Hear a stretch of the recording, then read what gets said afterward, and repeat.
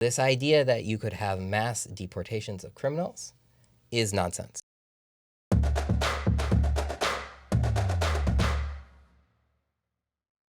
Hi, I'm David Hausman. I teach law at Berkeley Law School, and I run the Deportation Data Project, which collects and makes public information about immigration enforcement in the United States. As an immigration enforcement expert, somebody who researches immigration enforcement, what's keeping you up at night? What I always want to know is what's new and what's the same.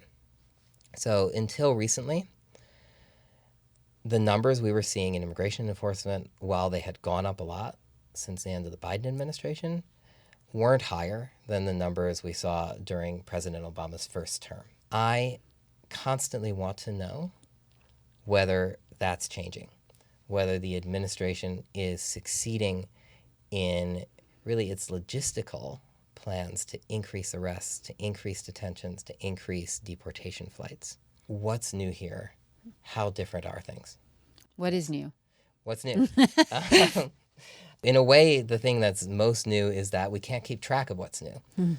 That there have been so many policy changes, and it's really hard to keep track of which ones are really important and which ones actually don't matter very much. All right, so we're going to go back in time to late January. President Trump signed an executive order titled Protecting the American People Against Invasion. And to me, that executive order looked like it broadened the definition of criminal behavior to include anybody who's here without documentation. Is that your interpretation of the executive order? It's broadly absolutely right that what that order did was make it open season for federal immigration officials to arrest anybody they found who they thought could be removed from the United States. So the way immigration enforcement traditionally practically has worked is that when ICE arrests people, it doesn't really go arrest people on the street. Instead, it goes into local jails, state prisons, sometimes federal prisons, and transfers people who are already being held there to ICE custody. Sometimes those people don't have criminal convictions. They might have just been arrested on suspicion of a crime. They might have even been arrested for just a traffic offense. That's common. But ICE vastly prefers to arrest people who are already being locked up because it's so much easier for ICE to do that. And so this order really broadens the scope of immigration enforcement, and it also suggests that immigration enforcement is really going to change in terms of the kinds of arrests that ICE is going to make and where those are going to happen. And I think we've actually seen that start, especially over the last couple of weeks, where there have been many more arrests out in the community.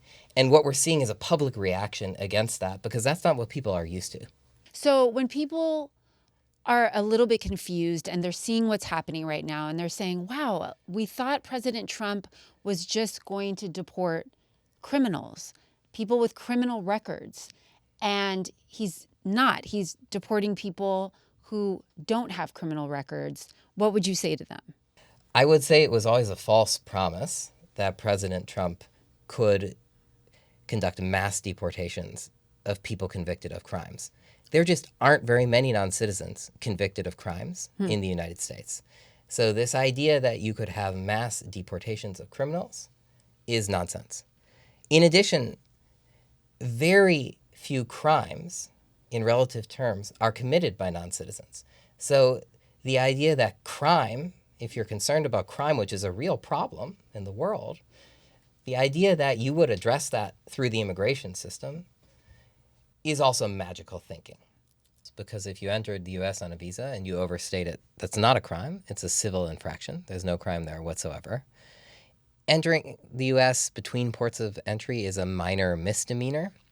For many of the people who are here, the statute of limitations has run, so they couldn't be charged with that crime. Very, very few people are charged or have been charged with that crime because it wasn't understood in any kind of popular way as a crime. Deportation is generally a civil process. So when somebody is deported from the United States, that's not a criminal process. And what that means is you don't get criminal protections either. You don't get a trial before a real judge. You instead get a proceeding in immigration court, which is just a part of the Department of Justice. And the judge there is an official who works for the executive branch. Something that I've been thinking about while watching this most recent news is how these arrests are happening in sanctuary cities. Los Angeles is a sanctuary city. San Francisco is a sanctuary city. So does this moniker, sanctuary city, does it hold any weight? Yeah, I think the term sanctuary city is really confusing, actually, because a sanctuary city has never meant that the government can't come in and arrest a non-citizen on the street. It's always been the case that the federal government is able to do that when it has lawful suspicion. Mm-hmm. So what a sanctuary city instead does is it limits voluntary cooperation between a local government. And it's actually usually the county rather than the city. It's usually about the sheriff. Oh, okay. And about whether the sheriff who runs the county jail is cooperating with ICE. And specifically, I mentioned before that ICE's favorite kind of arrest is an arrest of somebody who's already locked up. Mm-hmm. It's those kinds of arrests that sanctuary policies make a little more difficult. Because the way ICE likes to do this best is to send what's called a detainer request to the local jail, which says you hold this person for 48 hours beyond when they otherwise would be released. And that way we, ICE, will have plenty of time to come and transfer this person to our custody. And sanctuary cities say, no, we don't want to spend our own resources holding people for extra time for your immigration purposes. If you want to come arrest this person, you can do so when that person is released from jail, but we're not going to help you out. Right. And that's really what a sanctuary policy is mostly about. And so that's why it doesn't do anything to stop ICE agents from conducting arrests in public places in sanctuary cities. Birthright citizenship. There was the executive order that said, hey, we're going to get rid of birthright citizenship. Legal experts were like, there's no way that can possibly happen. That's coming back up in these conversations as people are watching ICE agents arrest people in ways that they hadn't before, et cetera. So now that's bubbling back up to the surface. Is this something that we should pay attention to?